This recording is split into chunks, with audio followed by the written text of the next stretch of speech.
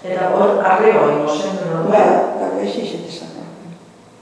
Gure epokan eixizet esan. Da, arreba egitea normala zan, ez da? Danak neskak egiten. Bai, generalien. Ni egon itzen lekuen asko gehiago. Beste batzuk egiten kanporako da, bai. Ba, ixerak eta mantelak. Danetaikoa, etzerako generoa. Ebat esan.